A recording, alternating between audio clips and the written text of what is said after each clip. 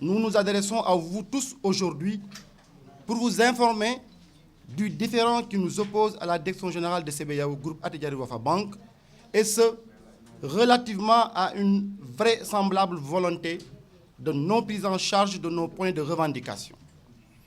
Mais à travers notre modeste personne, c'est tous les membres de la section du Sud-Bef de CBAO Groupe Attijari Wafa Bank dans son entièreté qui s'adresse à vous. Depuis le début de son combat, le Collège des délégués du personnel de CBAO, inscrivant ses actions dans une démarche responsable et transparente, a toujours montré son engagement pour un climat social apaisé. C'est pourquoi d'ailleurs, les délégués du personnel s'étaient résolument tournés vers une stratégie de dialogue suivant des rencontres périodiques, de réunions et d'ateliers.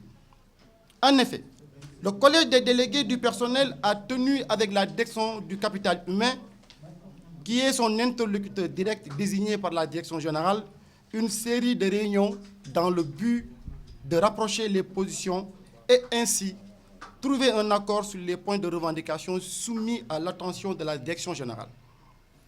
Nous vous assurons, mesdames et messieurs, que le Collège des délégués du personnel a amplement démontré son engagement et sa bonne foi aux fins d'installation d'un climat apaisé au sein de la banque. Hélas, nous ne pouvons en dire autant de la direction générale de CBAO et regrettons son attitude lassante et désobligeante dont les actes posés convergent tous dans le sens d'une stratégie du dilatoire camouflée dans des sempiternelles rencontres, réunions et séances de travail jamais suivies d'action. Nous portons à votre connaissance qu'à la date du 14 août 2019, la direction générale et le Collège des délégués du personnel avaient signé un protocole d'accord portant sur une précédente plateforme revendicative. Nous sommes cependant au regret de constater qu'à ce jour, certains points n'ont toujours pas été mis en exécution, tels que les heures supplémentaires et le mode de paiement de la prime de résultat. Par conséquent, nous considérons cette situation comme un cas manifeste et assumé de non-respect des accords signés. Par ailleurs, une plateforme revendicative déposée sur la table de la direction générale depuis décembre 2020 est restée sans aucune réponse jusqu'en décembre 2021. Elle comporte les points suivants. Le point 1, la mise en œuvre de l'ouverture du capital au personnel, qui est une décision prise et annoncée par les PDG du groupe depuis 2008. Le point 2, le relèvement du taux de la prime des résultats de 5 à 8%. À ces greffes s'ajoute la restriction toujours plus importante de nos acquis. Pour illustration, nous vous citons ci-dessous quelques points, loin d'être exhaustifs, qui vous donneront une idée des conditions de travail exécrables au sein de CBAO et du climat délétère qui y règne. Nous pouvons citer une non-application des termes du décret présidentiel portant sur la possibilité pour la femme de prendre en charge son époux. La banque n'a jusqu'à présent pas intégré cette exigence dans le fonctionnement de notre IPM.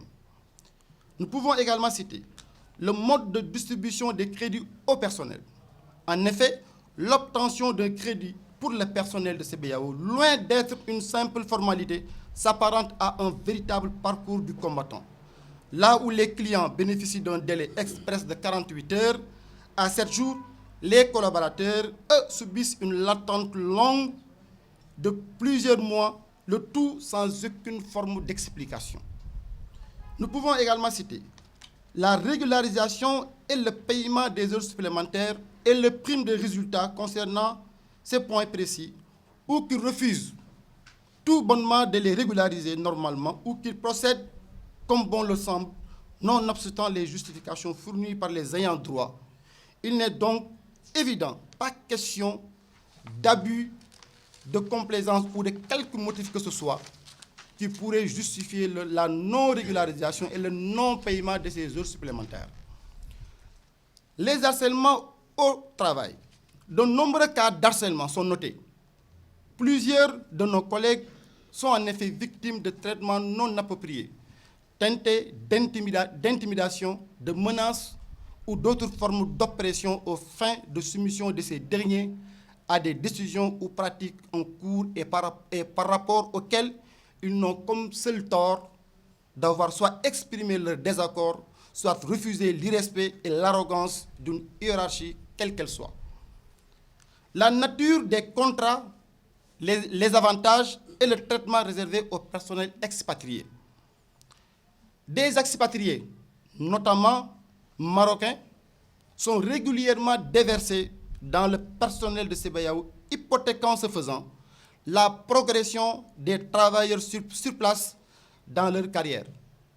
Qui plus, et ces expatriés bénéficient d'un traitement pour le moins étonnant au vu des nombreux avantages dont ils bénéficient: salaire, primes, logement, personnel de maison, ameublement, véhicules, billets d'avion, entre autres.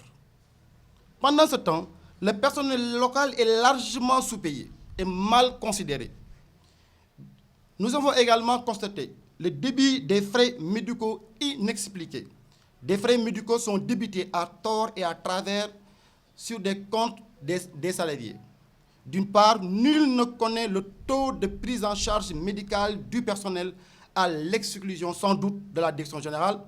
D'autre part, quand bien même ces débits seraient justifiés, une information préalable, soit à la prescription de l'ordonnance, soit avant débit, nous semble un minimum d'égard à manifester.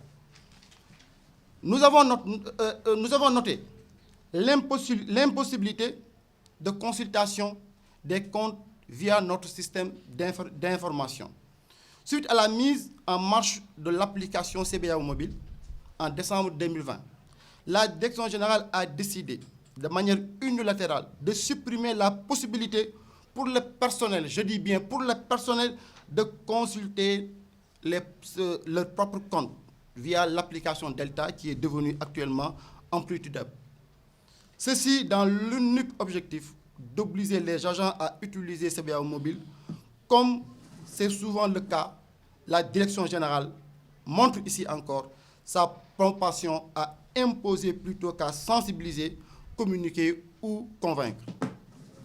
Nous avons aussi noté le traitement des pensionnaires du programme Ganel. À CBAO, la Direction générale a mis en place un programme appelé École des cadres. Le principe est de sélectionner et former tous les collaborateurs devant entrer dans l'encadrement avant un protocole préétabli et largement communiqué en interne. À notre grande surprise, en 2021, nous avons assisté au recrutement d'une douzaine de jeunes sortis d'école au rang de cadres.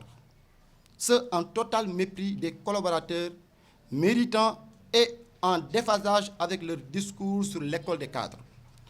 Nous avons noté enfin l'octroi de la majorité des marchés à des entreprises marocaines. Nous assistons de plus en plus à l'octroi des marchés à des Marocains. Ce point, nous l'avouons, a le don de nous faire sortir de nos gonds, puisque rien ne justifie les entreprises de droit sénégalais localement implantées et reconnues pour leurs compétences sont complètement ignorées.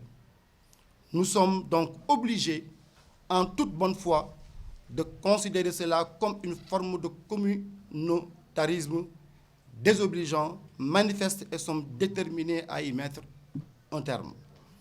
À ce jour donc, sur l'ensemble de ces points de revendication ou de réclamation, dont le bien fondé, la légitimité et la faisabilité ne souffrent d'aucune ambiguïté, le Collège des délégués du personnel n'a reçu aucune réponse satisfaisante de la part de la Direction générale. C'est ainsi que le Collège des délégués du personnel avait saisi, à travers une correspondance le 10 janvier 2022, la Direction générale du travail et de la sécurité sociale, conformément aux dispositions établies par le Code du travail sénégalais, à la suite de négociations tenues à la DGTS et le Haut Conseil de dialogue social, et qui se sont révélées infructueuses, le Collège des délégués du personnel était dans l'obligation morale de déposer à la date du 14 février 2022 un préavis de grève pour une durée de 30 jours, soit jusqu'au 16 mars 2022. En définitive, même si nous espérons ne pas en arriver, le collège tenait à alerter les autorités du pays, nos clients, l'opinion nationale et internationale sur les conséquences d'une éventuelle grève des agents de CBAO sur l'économie du pays de manière générale. Signé le Collège des délégués du personnel et le SUDBEF. Merci.